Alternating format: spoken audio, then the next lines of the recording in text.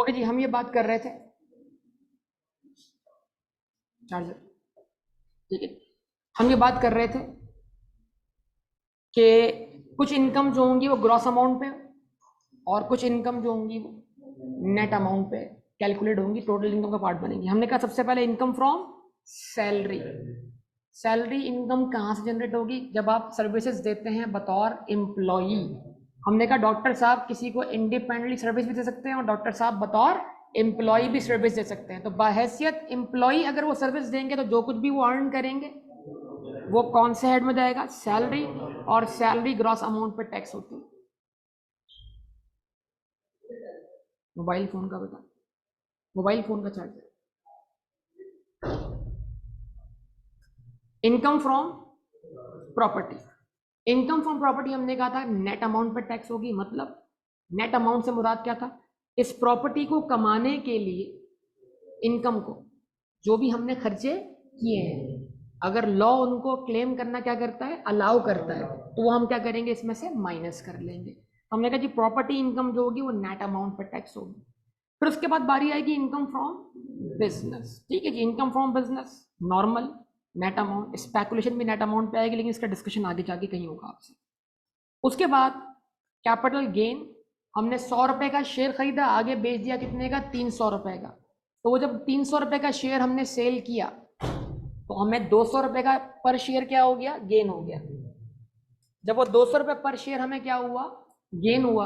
तो उस गेन को हमने क्या नाम दिया? Capital gain. लेकिन उस कैपिटल गेन को कैलकुलेट करते वक्त 300 रुपए का बेचा तो क्या 100 रुपए की कॉस्ट हमने माइनस की या नहीं की?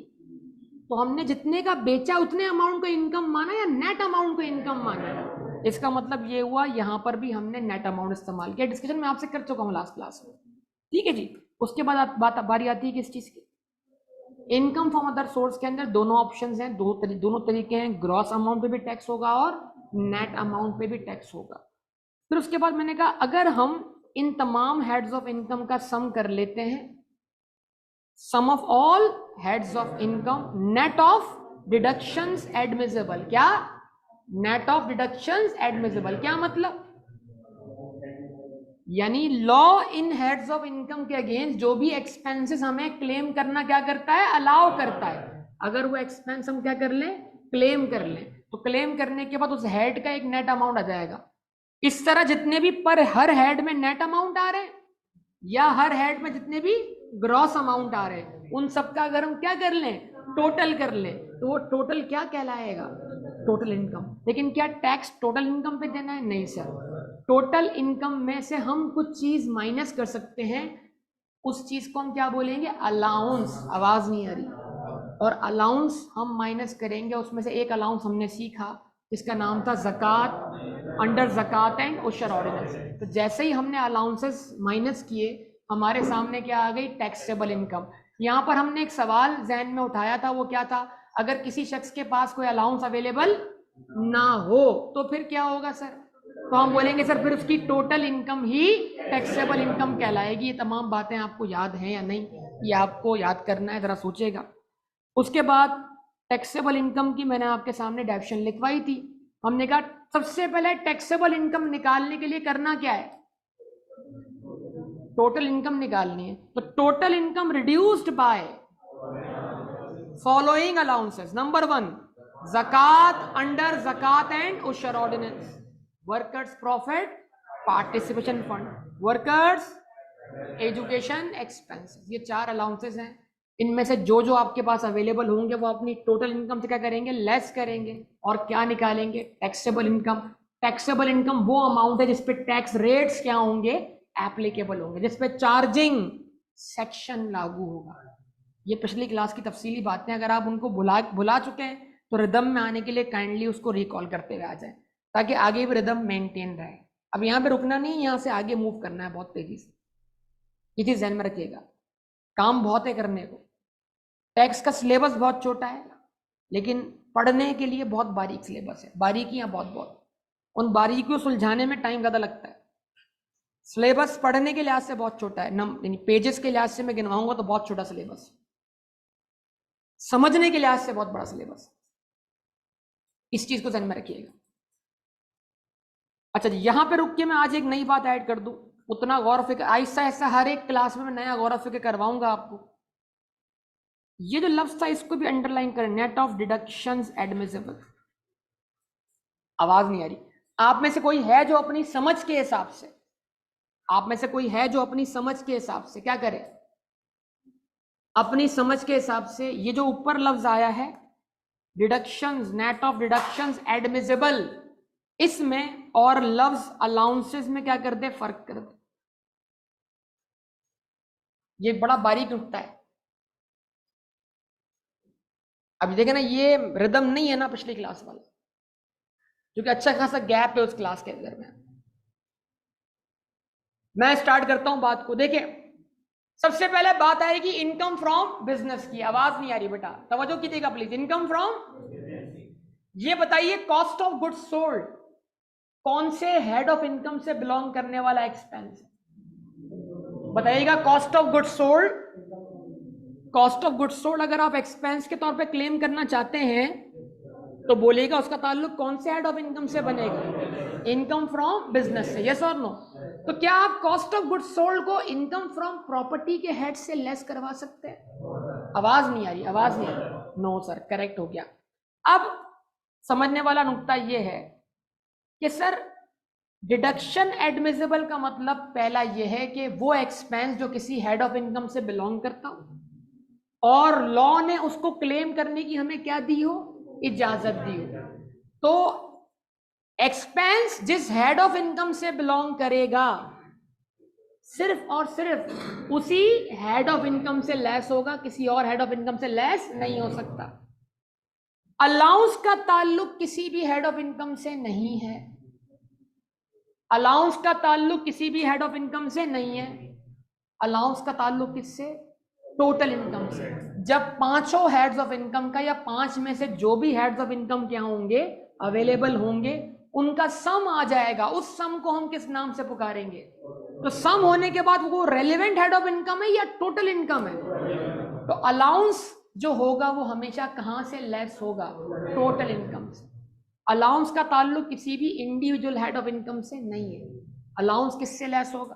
तो आप बोलेंगे सर एडमिसिबल एक्सपेंसेस और अलाउंसेस, इन दोनों में क्या फर्क है? तो आप बोलेंगे जी एडमिसिबल एक्सपेंस वो एक्सपेंसेस हैं जो लॉ ने हमें क्लेम करना क्या किए, अलाउ किए, और वो जिस हेड ऑफ इनकम से बिलोंग करेंगे सिर्फ उसी हेड ऑफ इनकम से लेस होंगे इनकम को टोटल करते वक्त। कब? इनकम को टोटल। लेकिन एक बार जब क्या आ जाएगी? Total income. तो टोटल इनकम आने के बाद जो हम चीज लेस कर सकते हैं वो एक्सपेंस नहीं है, वो अलाउंसेस है। और अवेलेबल होंगे तो लेस करेंगे, नहीं होंगे तो लेस नहीं करेंगे। तो अलाउंस का ताल्लुक टोटल इनकम से है और डिडक्शन एडमिसिबल का ताल्लुक रेलेवेंट हेड ऑफ इनकम से। आइए और एलोबरेट कर लेते हैं इस बात को। देखें, आपके सामने था ये, मैंने इनकम फ्रॉम बिजनेस के हेड में इनका ग्रॉस रेवेन्यू दिखाया, क्लिनिक वाला। आवाज नहीं आई। तो ये जो खर्चे मैंने माइनस किए क्लिनिक के खर्चे थे ना, अब क्या ये क्लिनिक के खर्चे मैं इनकम फ्रॉम प्रॉपर्टी से माइनस कर सकता हूं? क्या मैं उसको कैपिटल गेन से माइनस कर सकता हूं? क्या मैं इनकम फ्रॉम अदर सोर्स से माइनस कर सकता हूं? सर, जो जिस हेड ऑफ इनकम का एक्सपेंस है वो सिर्फ और सिर्फ उसी हेड ऑफ इनकम से क्या होगा, क्लेम होगा। ये एक्सपेंस का मामला है। तो इसका मतलब क्या हुआ? इनकम फ्रॉम बिजनेस का हेड रेवेन्यू और एडमिसिबल एक्सपेंस लेस करने के बाद जो अमाउंट आया वो पार्ट बना किसका? टोटल इनकम का। नेट अमाउंट पार्ट बना, ग्रॉस अमाउंट पार्ट बना। लेकिन इनकम टोटल होने के बाद टोटल इनकम का सम आया था और उस सम आने के बाद हमने इसमें से लेस किया था क्या? ज़कात। और ये ज़कात कौन सी थी? ज़कात अंडर ज़कात एंड उशर ऑर्डिनेंस। ये सारी बातें आपको याद है? कन्फर्म? तो डॉक्टर साहब के पास क्या क्या आमदनियां थी? डॉक्टर साहब के पास इनकम फ्रॉम सैलरी थी, गवर्नमेंट एम्प्लॉय थे वो। फिर उनके पास प्रॉपर्टी भी बहुत सारी थी जो कि रेंट पे उन्होंने दी भी थी। ये क्या हो गई? Income from property. याद होगा आपको। फिर डॉक्टर साहब ने कहा जी शाम में भी मेरे बिजनेसेस हैं, तो एक तो उनका अपना क्लिनिक था, क्लिनिक वाली इनकम, क्लिनिक वाली इनकम इनकम फ्रॉम बिजनेस है। इसमें मैंने आपको एक बात समझाया था, प्रोफेशन एक ही है, सर्विस एक ही है, लेकिन देखा जाएगा किस तरीके से वो सर्विस प्रोवाइड की जा रही है। अगर वो सर्विस किसी का एम्प्लॉय बन के प्रोवाइड की जा रही है तो आने वाली इनकम फ्रॉम सैलरी। ठीक है जी। अब आप बताएं, डॉक्टर साहब जब शाम को क्लिनिक चला रहे हैं तो क्या वो क्लिनिक चलाने का रिस्क बेयर कर रहे हैं? सोचिएगा सोचिएगा सोचिएगा, थोड़ा दिमाग चलाइएगा। अगर एक भी पेशेंट ना आए तो क्लिनिक की बिजली का बिल भी देना पड़ेगा, एम्प्लॉयज की सैलरी भी देनी पड़ेगी, फ्यूल, रेंट, ये सब उनकी जेब से जाएगा ना। इसका मतलब ये शाम वाली आमदनी डॉक्टर साहब की इनकम फ्रॉम बिजनेस के हेड में जाएगी। इसमें एक तीसरा सिनेरियो भी ऐड कर देते हैं हम आपके सामने, उस दिन नहीं किया। ये भी हो सकता है कि डॉक्टर साहब किसी इदारे में इंडिपेंडेंटली सर्विस दे। देखें, अगर डॉक्टर साहब गवर्नमेंट एम्प्लॉय हैं तब तो उनकी इनकम सैलरी है, मतलब वहां पर कोई एक पेशेंट भी ना आए तब भी सैलरी मिलेगी। 100 पेशेंट आ जाए सैलरी पे कोई फर्क पड़ा, 1000 पेशेंट आ जाए तब भी सैलरी पे कोई फर्क पड़ा, नो सर, मतलब वो तो फिक्स सैलरी उतनी मिलनी। तो मतलब नंबर ऑफ पेशेंट बढ़ने या घटने से डॉक्टर साहब की सैलरी पे कोई फर्क नहीं पड़ता, वो तो फिक्स अमाउंट है, कोई आए ना आए मंथली वो सैलरी उनको मिलनी है। यस और नो, ये पहचान दे रहा हूं मैं आपको सैलरी की, कि जहां आपने सर्विसेज देनी है उसके फिक्स आवर्स हैं, उसमें जो भी आपके ऊपर जिम्मेदारी आई वो पूरी करनी है। ऐसा है कि नहीं है? अच्छा, इसका एक तीसरा सिनेरियो भी है। बहुत सारे डॉक्टर्स जो होते हैं वो हॉस्पिटल्स के पैनल पे क्या होते हैं, लिस्टेड होते हैं। मतलब आपने डॉक्टर साहब से अपॉइंटमेंट ली या कोई, यानी मिसाल के तौर पे खुदा ना खासा कोई ऑपरेशन तय हुआ तो वो ऑपरेशन फलां हॉस्पिटल में होगा, तो वो जो हॉस्पिटल को आप चार्जेस देंगे वो चार्जेस आप हॉस्पिटल को देंगे, लेकिन वो डॉक्टर साहब वहाँ एम्प्लॉय थोड़ी है, वो तो उनको फैसिलिटेट कर रहा है। अब वो जो हॉस्पिटल चार्जेस लेगा उसमें तो वो अपना हिस्सा निकाल कर बाकी सारे पैसे किसको देगा? डॉक्टर साहब। तो जहां पर कोई भी शख्स सर्विस तो दे लेकिन वो इंडिपेंडेंट लेवल पे सर्विस दे, किस लेवल पर? एम्प्लॉय बनकर ना दे, तो वो सर्विस भी कौन से हेड में जाती है? Income from business. ये भी पहचान हम, या इस तरह से सब कुछ डेवलप होना है। ठीक है, तो डॉक्टर साहब बहुत सारी सर्विस दे रहे हैं भाई। डॉक्टर साहब प्रोफेशनली क्या है?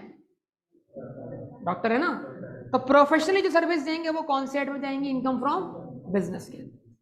ठीक है जी। उसके बाद डॉक्टर साहब के पास क्या कहते हैं, फिर डॉक्टर साहब ने दवाइयों पे कमीशन कमा लिया था, ये भी आपको याद था मेरे ख्याल से, वो भी इनकम फ्रॉम बिजनेस बन गया था।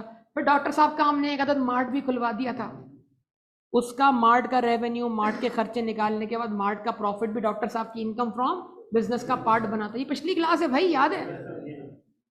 फिर उसके बाद डॉक्टर साहब का कैपिटल गेन, डॉक्टर साहब के दोस्त ने उनको शेयर्स वगैरह रेफर किए थे, वो शेयर्स उन्होंने खरीद लिए, फिर बेचे, बेचकर जो गेन हुआ कैपिटल गेन के हेड में गया। फिर डॉक्टर साहब की इनकम फ्रॉम अदर सोर्सेज भी। ठीक है जी, ये तमाम बातें आपके सामने, और ये तमाम हेड्स का सम आने के बाद हमारे पास क्या आई थी, उसमें से हमने लेस किया था। इस ज़कात की खास बात क्या थी?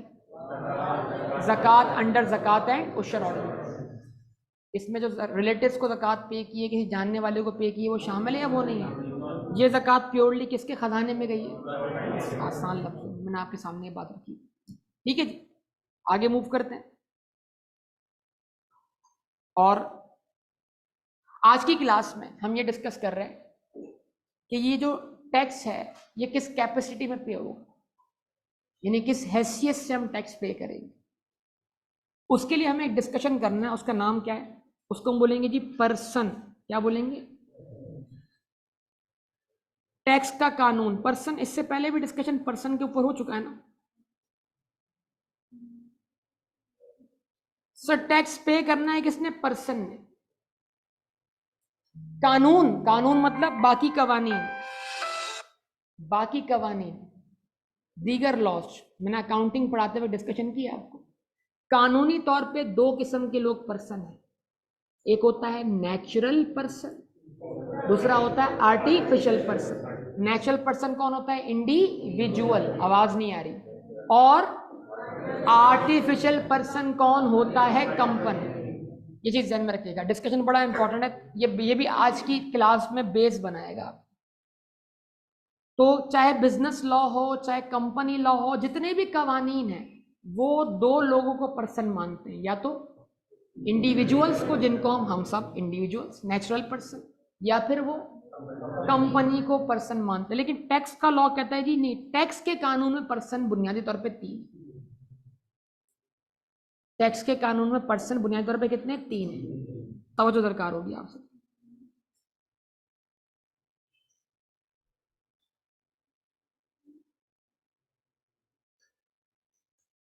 ये जो डिस्कशन है किसी और लॉ में अप्लाई नहीं होगा, ये सिर्फ कहां अप्लाई होगा? आवाज नहीं आ रही। वो 3 पर्सन कौन है? एक तो वही इंडिविजुअल जिसको आप क्या बोलते हैं, क्या बोलते हैं आप उसको? Natural person.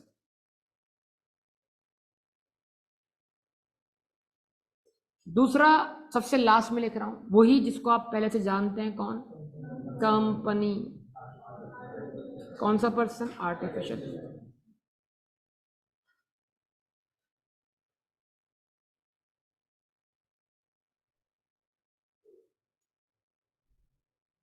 और तीसरा कौन है? एओपी। क्या बोलेंगे जी? AOP stands for association of person. क्या बोलेंगे जी?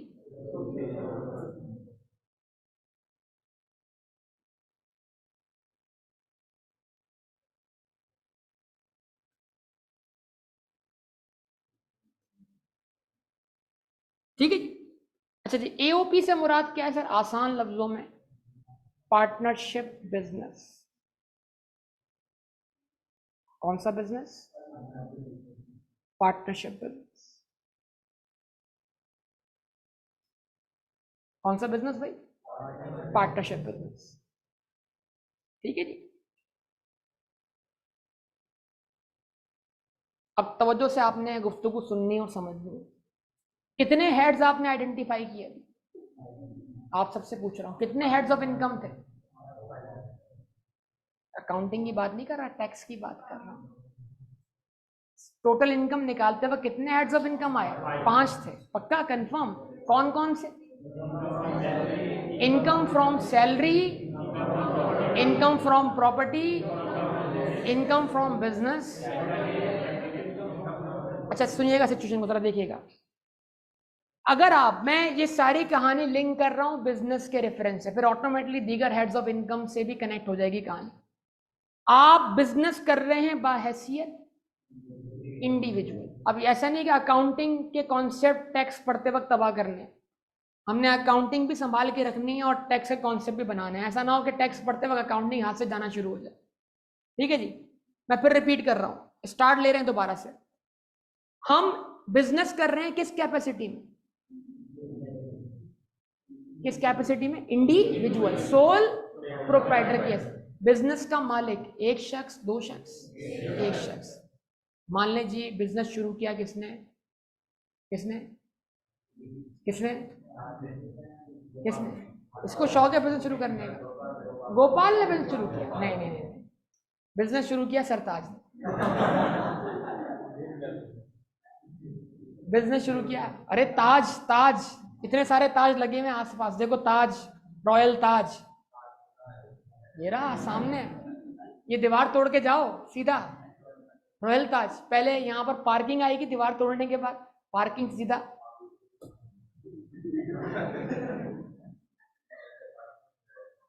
अच्छा जी, तो बिजनेस शुरू किया किसने? सरताज ने, बाहैसियत सोल प्रोप्राइटर। ठीक है जी। एक तरफ अकाउंटिंग, एक तरफ टैक्स। तो हम अकाउंटिंग किसकी कर रहे होंगे? सरताज की या सरताज के बिजनेस की? तो हम अकाउंटिंग करते वक्त सरताज के बिजनेस को क्या मानेंगे? Separate entity. भले कानून उसको सेपरेट एंटिटी ना मानता हो। ये तो थे हमारे अकाउंटिंग के कॉन्सेप्ट, ये खराब नहीं करने हमने। ठीक है जी। सवाल, क्या लॉ, कानून सरताज के बिजनेस को लीगल एंटिटी मानता है? आवाज नहीं आ रही। No sir. इसका मतलब ये हुआ, इस बिजनेस से जो भी गलती कोताही हुई या किसी कस्टमर को नुकसान पहुंचा, तो कानून में केस फाइल किसके खिलाफ होगा? सरताज के खिलाफ या सरताज के बिजनेस के खिलाफ? पुलिस किसको पकड़ के ले जाएगी? जेल में कौन जाएगा? अच्छा जी, ओके गुड। इसका मतलब टैक्स का लॉ भी इसको इस तरह ही ट्रीट करता है। इसका मतलब ये हुआ कि क्या टैक्स के कानून में इंडिविजुअल के बिजनेस की कोई पर्सनल हैसियत है? हम बोलेंगे नो, इंडिविजुअल बिजनेस की कोई पर्सनल हैसियत नहीं है, यानी वो बिजनेस कोई एंटिटी नहीं है। एंटिटी कौन है? इंडिविजुअल। इसका मतलब ये हुआ, अब टैक्स का पॉइंट ऑफ व्यू समझते हैं। इसका मतलब ये हुआ कि अगर सरताज का बिजनेस प्रॉफिट में है तो टैक्स, अकाउंटिंग तो क्या बोलती है? देखिए, एक तरफ अकाउंटिंग खराब नहीं कर रहा मैं, दोनों को संभाल के चल रहा हूं। अकाउंटिंग क्या कहती है भाई कि सरताज का बिजनेस अगर प्रॉफिट में है तो वो प्रॉफिट किसका है? बिजनेस का, सरताज का? बिजनेस का। लेकिन बिजनेस किसका है? सरताज का। ये बड़ी नॉर्मल सी बात। अब टैक्स में आ जाए, टैक्स बोलता है भाई हम तो बिजनेस को एंटिटी ही नहीं मानते, हम तो आपको जानते हैं। आप कौन हो? इंडिविजुअल। आप क्या कर रहे हो? बिजनेस। बिजनेस से कमा रहे हो नेट प्रॉफिट, तो वो नेट प्रॉफिट इनके बिजनेस की इनकम है टैक्स की नजरों में, या इनकी इनकम है? इनकी इनकम है। इसका मतलब बतौर इंडिविजुअल अपने बिजनेस पर टैक्स पे करने की जिम्मेदारी बिजनेस की है या बिजनेस के ऑनर की है? तो इसका मतलब बतौर इंडिविजुअल बिजनेस इनकम होगी, उस पर टैक्स पे करने की जिम्मेदारी किसकी है? बिजनेस के ऑनर की, सोल प्रोप्राइटर की, इंडिविजुअल की। कोई मसला? अच्छा, यहां पर एक बात और ऐड कर देते हैं। इंडिविजुअल ही वो पर्सन है जिसके पास 5 हेड हो सकते हैं, बाकी किसी और पर्सन के पास 5 हेड। कभी आपने सुना कि फला कंपनी हमारी एम्प्लॉय है, फला कंपनी हमारे पास जॉब करती है? कंपनी दूसरी कंपनी को सर्विस दे सकती है, लेकिन वो कभी भी किसी की एम्प्लॉय नहीं हो सकती। ये जो सैलरी का हेड है ना, सैलरी का हेड, इनकम फ्रॉम सैलरी का हेड, ये सिर्फ और सिर्फ अगर किसी पर्सन के पास होगा, वो कौन है? इंडिविजुअल। इंडिविजुअल के अलावा किसी के पास ये हेड नहीं है। तो ये इंडिविजुअल पर्सन वो शख्स है जिसके पास मैक्सिमम 5 हेड हो सकते हैं, होंगे नहीं, हो सकते हैं। जैसे डॉक्टर साहब के, डॉक्टर साहब कौन थे? तो डॉक्टर साहब की सैलरी पे टैक्स पे करने की जिम्मेदारी डॉक्टर साहब की, उनकी इनकम फ्रॉम प्रॉपर्टी पे टैक्स पे करने की जिम्मेदारी डॉक्टर साहब की, उनकी इनकम फ्रॉम बिजनेस पे टैक्स पे करने की जिम्मेदारी डॉक्टर साहब की, उनकी कैपिटल गेन पे टैक्स पे करने की जिम्मेदारी डॉक्टर साहब की। अदर सोर्स डॉक्टर साहब की। तो वो टोटल इनकम किसकी? डॉक्टर साहब की। अलाउंसेस किसने पे किए?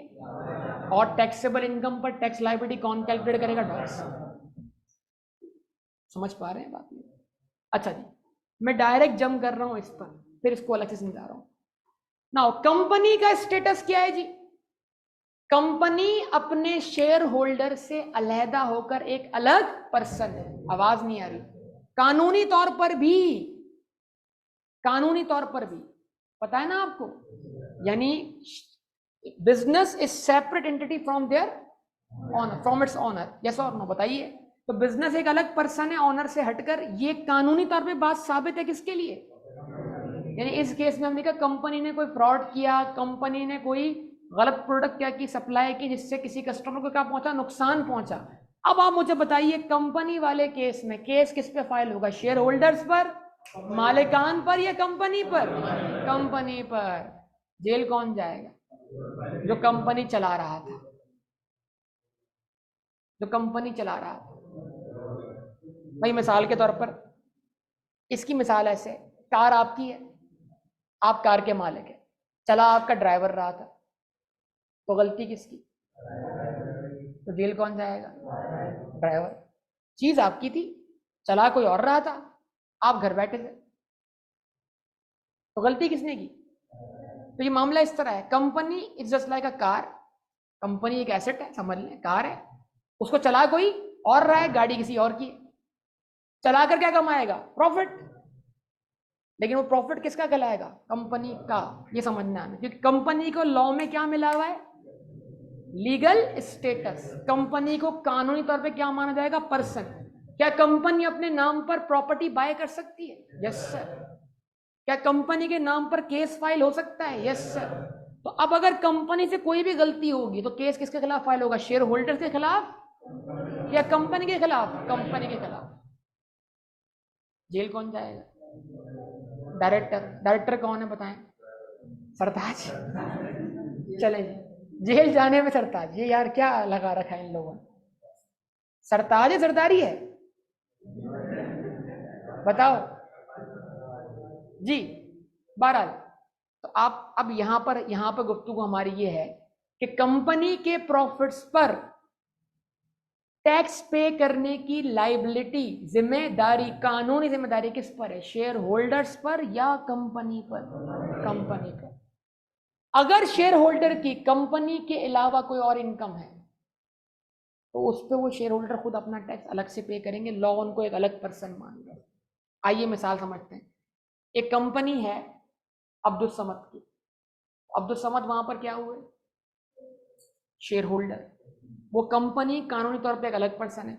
मान लें उस कंपनी ने प्रॉफिट कमाया 10 मिलियन, ठीक है जी। वो 10 मिलियन कानूनी तौर पे किसका प्रॉफिट है? कंपनी का, अब्दुल समद का। तो उस 10 मिलियन पे टैक्स पे कौन करेगा? कंपनी। और जो टैक्स रेट एप्लीकेबल होगा उसके हिसाब से वो टैक्स पे कर देगा। अब अगर कंपनी टैक्स पे करने के बाद अब्दुल समद को उन्हीं प्रॉफिट में कोई हिस्सा देती है जिसको हम बोलेंगे डिविडेंड, अभी आपका डेवलप नहीं हुआ वो चीजें, तमाम चीजें FAR 1 में साथ साथ डेवलप होती रहेंगी। जब कंपनी अब्दुल समद को क्या पे करेगी? डिविडेंड। तो डिविडेंड को कानून अब्दुल समद के अलग से क्या मानेगा? इनकम मानेगा। तो इसका मतलब क्या हुआ? हाँ, हम अगर हम इसको एक ही यूनिट देखते हैं तो हम डबल टैक्स समझ रहे हैं, लेकिन ऐसा नहीं है। कंपनी को लॉ अलग पर्सन मान रहा है और शेयर होल्डर को अलग पर्सन मान रहा है। तो शेयर होल्डर को अपनी आमदनी पे अलग टैक्स देना है और कंपनी को अपनी आमदनी पे अलग टैक्स देना है। तो हमें ये आइडेंटिफाई करना है कि हम किस कैपेसिटी में बिजनेस को चला रहे हैं, या हम अगर टोटल इनकम कैलकुलेट कर रहे हैं तो वो किसके लिए कर रहे हैं? किसी इंडिविजुअल के लिए, किसी कंपनी के लिए, किसी AOP के लिए। अब आइए AOP की तरफ चलते हैं। AOP क्या कहलाया? Association of person. क्या कहलाया? AOP क्या कहलाया? Association of person. फिर दोबारा बताइए, AOP क्या कहलाया? आसान लफ्जों में क्या बोलेंगे? Partnership business. अब इधर मुख्तलिफ मामलात हैं, एक तरफ अकाउंटिंग, एक तरफ बाकी लॉ, एक तरफ टैक्स। या तीन बातें हो जाएंगी। अकाउंटिंग, AOP बिजनेस का ऑनर कौन कहलाएंगे? पार्टनर्स। पार्टनरशिप बिजनेस के ऑनर कौन कहलाएंगे? पार्टनर। अकाउंटिंग कहती है पार्टनर्स अपने बिजनेस से अलहदा है। आवाज नहीं आ रही? कानून ये कहता है, दीगर कवानीन ये कहते हैं हम पार्टनर्स को अलहदा से पर्सन नहीं मानते। अब सुनिएगा, तो अगर बतौर पार्टनरशिप बिजनेस से कोई गलती हुई, कोई गलत प्रोडक्ट सप्लाई की, कोई फ्रॉड हुआ, तो केस किसके खिलाफ फाइल होगा? पार्टनर्स के खिलाफ या पार्टनरशिप बिजनेस के खिलाफ? तो अब उसूली तौर पर पार्टनरशिप बिजनेस के प्रॉफिट्स पर टैक्स पे करने की जिम्मेदारी किसकी होनी चाहिए? पार्टनर्स की। लेकिन ऐसा नहीं। टैक्स का कानून कहता है जी, for the purpose of tax law हम पार्टनरशिप बिजनेस को क्या मानते हैं? पर्सन। आवाज नहीं आ रही? क्या मानते हैं? पर्सन। तो अगर पार्टनरशिप बिजनेस को टैक्स लॉ क्या मान रहा है? पर्सन मान रहा है। तो इसका मतलब जो प्रॉफिट बाहैसियत पार्टनरशिप बिजनेस कमाया जा रहा है, उस प्रॉफिट पर टैक्स पे करने की जिम्मेदारी पार्टनर्स पर है या पार्टनरशिप बिजनेस पर है? लेकिन दीगर लॉज या दीगर कवानीन पार्टनरशिप बिजनेस को सेपरेट एंटिटी या लीगल एंटिटी नहीं मानते। ऐसा सिर्फ कहां हो रहा है? टैक्स के लॉ में। Only for what? Tax purpose. Tax का कानून पार्टनरशिप बिजनेस को एंटिटी के तौर पे देख रहा है। इसका मतलब अगर बाहैसियत पार्टनरशिप प्रॉफिट कमाया जाए तो उस प्रॉफिट पर टैक्स पे करने की लाइबिलिटी कानूनी तौर पर किस पे क्रिएट हुई? पार्टनर्स पर या AOP पर? AOP पर। ये पहला नुक्ता है। क्या अब एओपी जो पार्टनरशिप बिजनेस है उसके जो पार्टनर्स हैं उनकी दीगर इनकम हो सकती है? क्या किसी पार्टनर का कोई और बिजनेस हो सकता है? क्या कोई पार्टनर गवर्नमेंट एम्प्लॉय हो सकता है? तो इसका मतलब एओपी की टैक्सेशन अलग होगी और एओपी के मेंबर्स यानी के पार्टनर्स की टैक्सेशन क्या होगी? अलग से होगी। कंपनी की टैक्सेशन अलग से होगी, कंपनी के शेयर होल्डर्स की टैक्सेशन अलग से होगी। लेकिन इंडिविजुअल वाले केस में इंडिविजुअल बिजनेस की टैक्सेशन अलग से नहीं होगी, क्योंकि वो बिजनेस को हम एंटिटी मान रहे हैं नहीं मान रहे? हम एंटिटी किसको मान रहे हैं?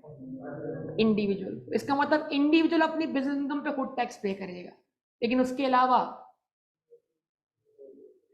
पार्टनरशिप बिजनेस को लॉ क्या मान रहा है? एंटिटी मान रहा है। कंपनी बिजनेस को लॉ क्या मान रहा है? एंटिटी मान रहा है। तो हम लीगली ये बात समझेंगे जी कि इन तमाम सिचुएशंस में सबसे बुनियादी नुक्ता क्या है कि टैक्स पे करने की लायबिलिटी आखिर है किस पर। तो हम ये समझेंगे कि ये जो हम 5 हेड्स कैलकुलेट कर रहे हैं, income from salary, income from property, income from business, capital gain या इनकम फ्रॉम अदर सोर्स, ये हम किसके लिए कैलकुलेट कर रहे हैं? क्या हम ये इंडिविजुअल के लिए कर रहे हैं या हम किसी इसका मतलब ये हुआ कि जो टैक्स कैलकुलेशन हो रही है वो आखिर किस पर्सन के लिए हो रही है? किसी इंडिविजुअल के लिए, किसी एओपी के लिए या किसी कंपनी? ये बात जहन में रहेगी या नहीं? ठीक है जी, यहां तक कोई मसला? यहां से गुफ्तगू और आगे निकल रही। हर पर्सन के 2 स्टेटस हैं सर। क्या कहा सर? हर पर्सन के क्या है सर? चाहे वो इंडिविजुअल हो, चाहे वो एओपी हो, चाहे वो क्या हो, कंपनी हो।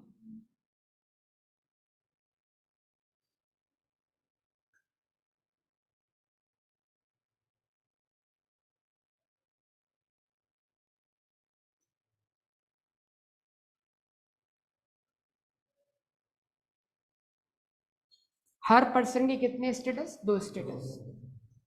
सर क्या बोलेंगे सर? रेजिडेंट और नॉन रेजिडेंट।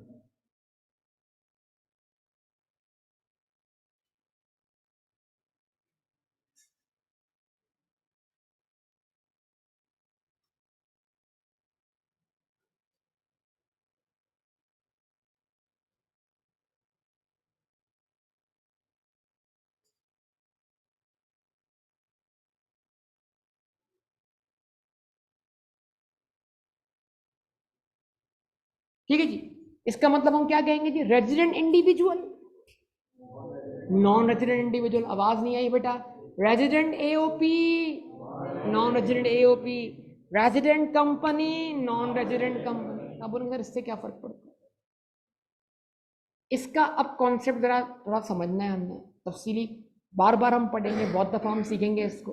अभी तो सिर्फ एक समझ लें इंट्रोडक्शन लेवल पर आपसे गुफ्तगू हो रही है आपकी बुनियाद बनाने की। ठीक है जी। सवाल है, क्या पाकिस्तान टैक्स लॉ में इतनी हिम्मत, इतनी जुर्रत है कि वो किसी शख्स की किसी और मुल्क की आमदनी को भी टैक्स कर सके?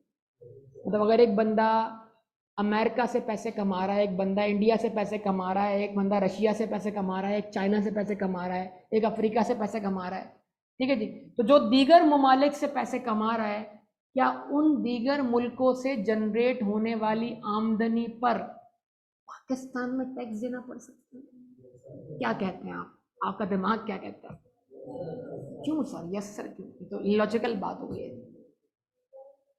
इनडायरेक्ट टैक्स कौन बात कर रहा है? टॉपिक ही डायरेक्ट टैक्स चल रहा है। क्या उस पर टैक्स देना पड़ सकता है? टॉपिक हमारा, हम क्या पढ़ रहे हैं? Income tax. हम डायरेक्ट टैक्स पढ़ रहे हैं, डायरेक्ट टैक्स की बात हो रही, क्योंकि वो पाकिस्तान में रह रहा है इसलिए उसको टैक्स देना पड़ेगा। नो, अब सुनिएगा जरा, ये है, इसको कहते हैं जी ज्योग्राफिकल सोर्स ऑफ इनकम। कि हमारे टैक्स लॉ की सरहदें तो वैसे कहाँ तक मौजूद हैं? पाकिस्तान की हद तक। लेकिन हमारा टैक्स लॉ चाहे तो दूसरे मुल्कों से जनरेट होने वाली आमदनी को टैक्स भी कर सकता है, उसके लिए एक डिस्कशन है हमारे पास, उसको बोलेंगे हम रेजिडेंट या, आप सुनिएगा। तो अगर कोई भी पर्सन समझ में आ गया, कौन कौन, अगर कोई भी पर्सन, इन पे भी दोबारा डिस्कशन करूंगा, अभी ये सिर्फ बेसिक बातें कर रहा हूं। अगर कोई पर्सन, चाहे वो कंपनी, उसका स्टेटस अगर क्या डिक्लेयर हो जाए, रेजिडेंट, कि वो रेजिडेंट इंडिविजुअल है, वो रेजिडेंट एओपी है, वो रेजिडेंट, लॉ कहता है, हमारा लॉ कौन सा, पाकिस्तान का लॉ, कौन सा law, income tax, a resident person is required to pay tax on his world over income. क्या, a resident person is required to pay tax on his, मान लीजिए अब्दुल समद जो है उसका बिजनेस है, पाकिस्तान में उसकी शॉप है, ठीक है जी, लंदन में उसकी शॉप की एक ब्रांच है, डायमंड का बिजनेस करता है वहां पर, एक ब्रांच इसने दुबई में खोली हुई है। अब ये अब्दुल समद का बिजनेस चल रहा है बाहैसियत इंडिविजुअल, डायमंड यहाँ से वहाँ, वहाँ से यहाँ, वहाँ से वहाँ, ऐसे घुमाता रहता है वो, डायमंड का बिजनेस करता रहता है, ठीक है जी। वैसे कोई टैक्स ले नहीं सकता, लेकिन क्योंकि हमारी अजम्पशन है कि हर पाकिस्तानी ना सिर्फ ईमानदारी से टैक्स पे करता है, बल्कि टैक्स पे करने के लिए क्या है, बेचैन है। तो डायमंड का बिजनेस चल रहा है अब्दुल समद का। तो बात क्या है, जो ब्रांच कहाँ चल रही है, पाकिस्तान में, वहां से तो हो गई अब्दुल समद की कौन सी इनकम, पाकिस्तान सोर्स इनकम, आवाज नहीं आई। एक ब्रांच कहाँ चल रही है, लंदन में, वो और दुबई वाली ब्रांच से जो इनकम होगी वो अब्दुल समद की कहलाएगी फॉरेन सोर्स इनकम, यस और नो। सवाल, क्या अब्दुल समद ने सिर्फ और सिर्फ अपनी पाकिस्तान वाली दुकान, सॉरी पाकिस्तान वाले बिजनेस पे या बिजनेस इनकम पे टैक्स देना है, यह अब्दुल समद ने लंदन और दुबई वाली बिजनेस इनकम पर भी पाकिस्तान में टैक्स देना है? तो हम बोलेंगे जी इस बात का जवाब एक चीज पे डिपेंड करता है कि अब्दुल समद का पाकिस्तान में टैक्स स्टेटस क्या है। तो हम बोलेंगे स्टेटस नंबर 1 रेजिडेंट। लॉ कहता है resident person is required to pay tax on his world over income. इसमें भी यू टर्न लेंगे आगे जाके, कल एक जुमला बढ़ाऊंगा, आज इतना कर रहा हूं। Resident person is required to pay tax on his, resident person को अपनी दुनिया जहां की आमदनी पर पाकिस्तान में टैक्स देना है। बाहर का मसला हमारे सर का दर्दी नहीं है। लंदन वाले टैक्स मांग रहे, दुबई वाले नहीं मांगते टैक्स, ठीक है, लंदन वाले मांगेंगे। यहां एफबीआर है, कहां, वहां HMRC है, HMRC, her Majesty's Revenue and customs. ये क्वीन के लिए था, अब वो हर को हिस कर दिया, अलग बात है उन्होंने, क्योंकि अब वो किंग आ गया वहां पर।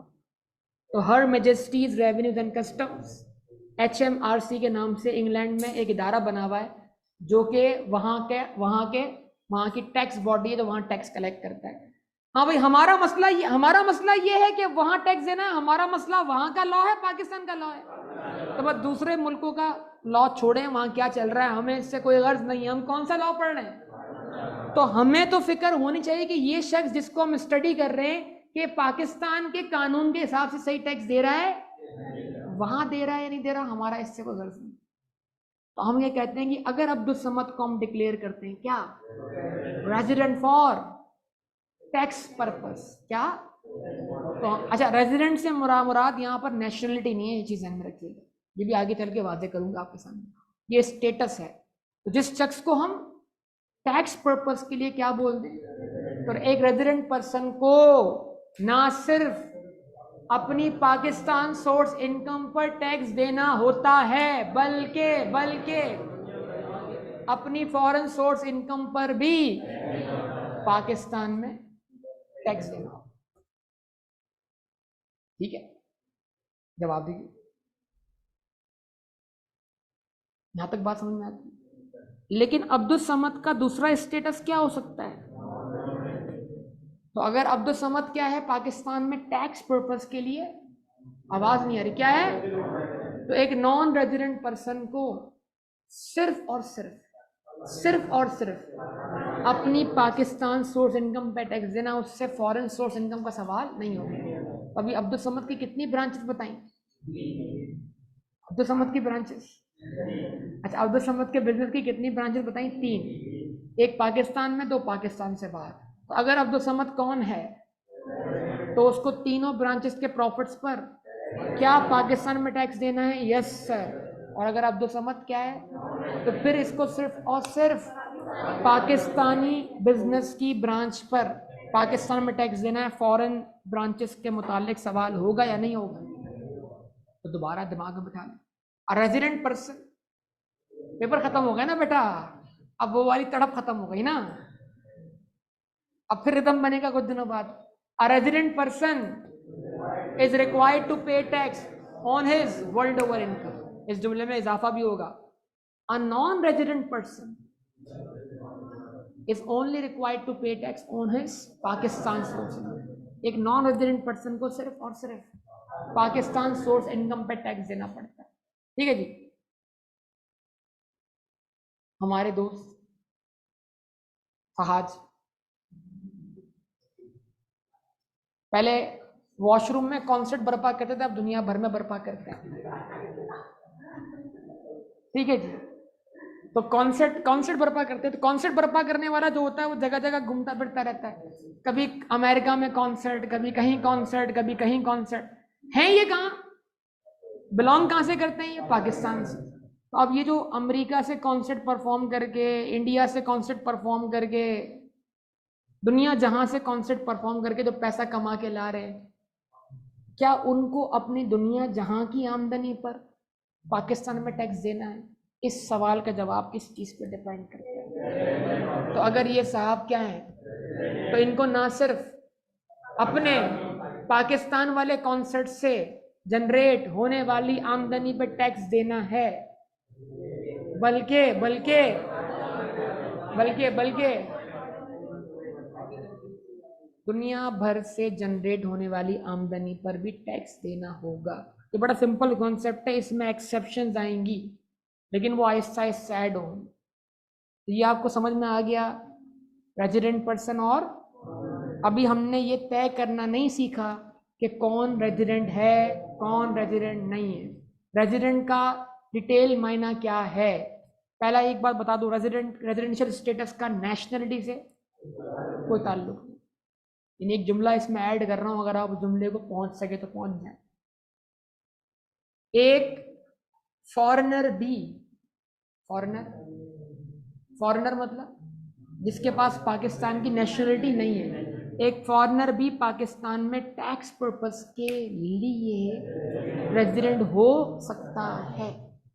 और एक पाकिस्तानी भी, पाकिस्तान बाहर के मुल्क की बात ही नहीं कर रहा है, पाकिस्तान की, सारा टैक्स लॉ पाकिस्तान का है।